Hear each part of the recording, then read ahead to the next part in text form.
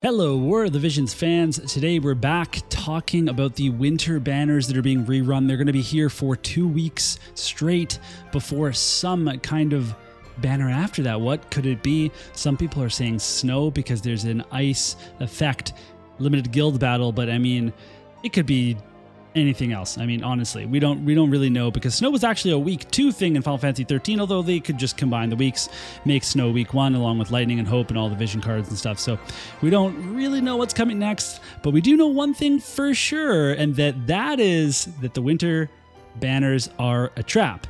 Now, there are good traps and there are bad traps. We talked about good traps the other week when we got the Crystal Warriors, and Velis came to town, and Joom came to town, and Astrius came to town. Those are good traps. They're traps nonetheless because they're designed to make you spend your Visior before you're really going to need it for some limited collab units. But these Christmas units are most certainly a trap, and they're not on the same level as those Crystal Warriors. They're not the same cost as the Crystal Warriors, but it's still something that we're likely going to need to recommend to avoid to most players, right? Unless you're really into a unit. But again, these units come back. They come back time and time again, but they did get buffed, so let's talk about those buffs. Alrighty, so first up is Winter Macherie, and she is going to get some Master Ability 2s. So we can see the first thing at the very bottom there, Slash and Magic Resist, and that's kind of her hallmark. If we go to her resistances, you can see that she already has very good Slash and Magic Resist, and that she's very weak to Missile and Strike. Now, being weak to Strike is not a big deal because a lot of people are, but being weak to Missile by 20% is just too big a deal, because as soon as you run into anybody with Missile, that's a bit of a problem. Still, she is a very interesting unit because she has Slash, Pierce, and missile attacks. So she is a very interesting unit. She does get the HP and fire attack up for her allies and for herself, and she even gets 30 defense penetration. So this is a good buff. It's going to help her damage. It's going to help her survivability, but at the end of the day, it's still not enough to make her a top tier unit, or even someone that you should be considered pulling for right now. Even her TMR, like, that could have been buffed, right? Like, getting to restore AP for things is like becoming more and more common. So this really is a relic of the past. At the end of the day, she's really interesting in a lot of low cost modes. So guild battle, where you have a limited cost, or live PvP, for example, or some really cool areas where you might use her. Otherwise, even though she's fire and I love, she's fire, and I love fire, I'm not pulling for her, but I'm sure that many people in the comments section are going to say very nice things about her. Next up is Winter Luartha. She's the most recent Christmas unit, and therefore is the most updated, the best one, right? All right. Yeah, I'd say so. She's very, very strong. She's a Pierce unit that has some slashing attacks, but what she really has it's impressive. It's just a high damage output to really take out a lot of units, and Wind is pretty stacked right now. So a lot of Wind players are going to feel that if they don't already have her, that they don't really need to grab her because they're just feeling really good. And we're about to get a 100 cost Wind unit that is also a Pierce unit that is, I think, a little bit better than Luartha. So this is still a really tough sell, because you could either go for Glaciella coming up, or maybe you're just really stocked up on Wind.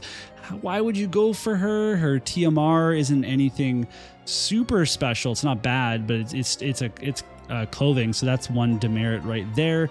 But she is a very powerful unit. If you have not faced her in PvP, then you don't know what I'm talking about, but she can deal a lot of damage, and I definitely am a fan of her. But again, stay away. Then we have Winter Vinera, which is the one Christmas unit that I have, and she's an Earth unit. That sucks. I love Earth, but Earth's in a tough spot.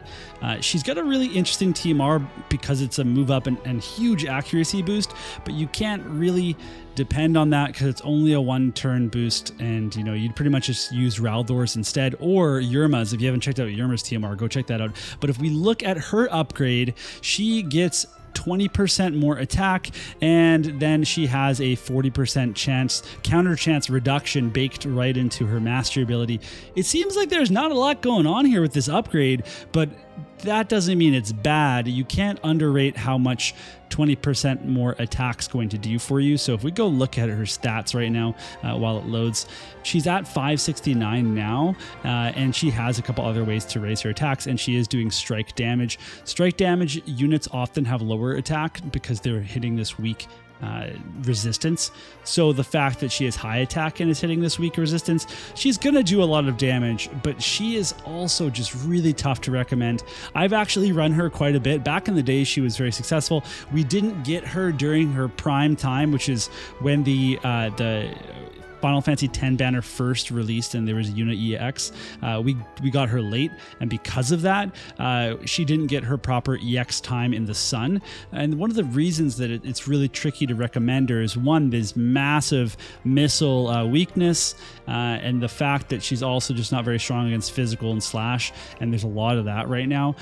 She is a very good anti-magic bruiser, and she has a really nice earth imperil, so there's some PvE applications, but again, I just can't recommend her. Winter Viktora is probably my second favorite winter unit because she is pretty good. She's part of a really fun water team with Lara Croft, and then whoever else you want to use, maybe it's Celis, but her upgrades are they're very simple. They gave her some AP consumption. She already had some. They gave her 15% more AP consumption down. Really useful ability for a ranger, and then 25 accuracy. Really, really, really useful. Sorry, sniper, not ranger. So this is a great upgrade. I still don't recommend her to pull for her, not right now at least, but I think that if you're building a water account, then she'd be a very interesting choice when she comes back at Christmas, because she's also 80 cost, and that is a really nice cost for power ratio. Still, don't pull for her right now. And then we have Christmas Ramada. Oh, they really just didn't do her any favors because she's just so squishy. It's the same reason that Ruin Stern and regular Stern and Oldoa and like Yerma and pretty much any soldier or soldier, Yerma's like a soldier adjacent, won't work out because they're just incredibly squishy and low range to be able to actually use their power.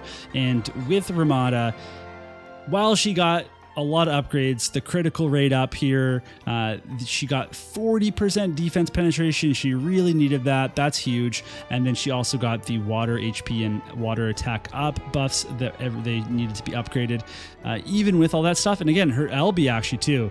Her LB is also upgraded. It's not enough. So her LB, in case you're wondering, it has a slash imperil. It's really nice, right? Like, that's a really great, huge damage modifier, big slash imperil, and then it gives her a mirage ability. So this is really cool. But then look at this. It has AoE height 0, range height 1. They should have upgraded that to range height. Oh, wait, did I look at the right one? Oh, yes. It's the same thing. Okay, they should have given that like range height 2, AoE height 1 or 2 or something like that. Make it like Oron's LB or something. Make it a really powerful long range LB so she can pop off her LB, maybe kill somebody, put a mirage on, and then run to the battle, take one hit, and then get killed the next turn by something else anyway because she's going to die super easily. That would have not been broken. They could have just done that, but they didn't. They didn't, and she's not good enough. You can't pull for her. Don't do it. And now we're on to the VCs, and this, I'm going to move myself down here so you can see the VCs. The VCs are the real catch here. You have to seriously think if you want to pull for these, and this one in particular for me. So this is Winter Holiday Party. It's a water VC, but this is before the time where we had elemental restrictions. So while the bestowed ability is limited to a specific job, the general party ability is for literally any unit, and it's AoE resistance up. And this is a really big deal because our general AoE resistance ups are only on limited cards. The rest of the AoE resistance up are on element specific cards, which makes it very difficult to access this effect for new players. So when you have Odin, which has the single target resist for everybody, and then you add this general AoE resistance for a new player that's having problems building out their elements and their account, it takes a long time to do in War of the Visions. So when you have the ability to slap on Odin and this, you can put that on 99% of your parties and you're already in a better spot than you would have been with a lot of your lower level VCs that you're still building out. And I know this firsthand from my JP count, which is still developing. So this is a really high consideration for new players that don't have it, that want a plug and play VC that they're going to use all of the time. And if you're a water main, then it's also a very strong VC because of the decks, because you're likely going to access both parts of the bestowed ability. It's another really important thing about this is this height 3 Holy Knight's Purge, because this ability, you get 2 casts. It's got a really nice range height here as well, so you can actually hit pretty far up with this ability on a lot of maps. This is really huge because this ability is granted to all these mace wielding jobs right up above it, and it's going to come in handy in PvE all the time. And we're talking selection quests, units that don't have a lot of attack abilities. For example, Naya in the fire selection quest, she doesn't have very many attacking skills, so she's just kind of sitting off sometimes. You give her this and all of a sudden she's providing a good party buff for the whole group. But then she also has Holy Knight Purge. Immobilize is really good in PvE for certain fights as well.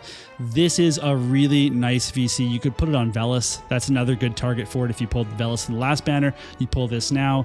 It's a good idea to get this VC even before the anniversary, or you could just wait till Christmas and get it then. And then finally, we have a gift like no other, which again is a very strong VC. Now this one is elemental. This one is a wind VC. It's got the accuracy on the unit effect, which is really, really nice, but it also has AP, like flat AP stat on the card as well. And then just like the Winter Holiday Party, you get 3rd times the charm. It's an ability for piercing units, units with the little pokey spears. And it is a 3-hit chaining ability that also decreases critical evasion. Now, obviously this is very good for crit units like Winter Luartha, but what this is actually really important for is for PvE. This is really important for raids and things like guild raids and any sort of like chaining quests or things that you might want to do. This is going to plug like onto, even if you don't have wind units, like you can put this onto Kane, for example, and Kane's not going to get to use any of the bestowed or party effects, but that doesn't matter because if this is on his sub VC, he could just be a dark chainer for you, and that's actually really valuable. So this is a VC that is quite the luxury to have if you're not in wind. And if you are in wind, then let's look at the party effects, because you get 50% attack and 25% HP. Boom, sold. That's a great VC. On a sub, you get a lot of attack and HP there. And then the other effect is critical hit rate up. This is a really crazy VC, really strong. Highly recommend for wind accounts. Just go grab it. Really useful, and it's going to pay for itself in PvE stuff. And if you're someone that's really into PvE and you're not even into wind, you might even consider it then, just because of the applications that it can have with your Pierce units for raids. But again, might want to wait till after Limited's over.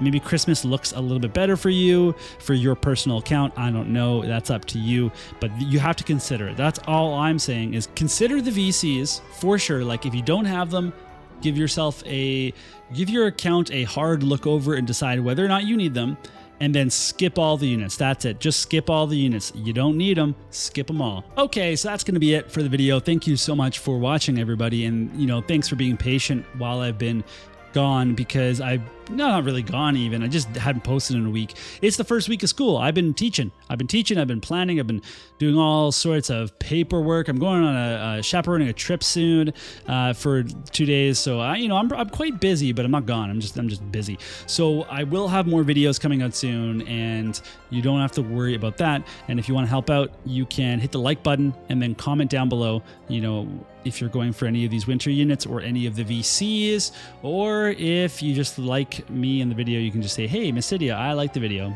All right, bye guys.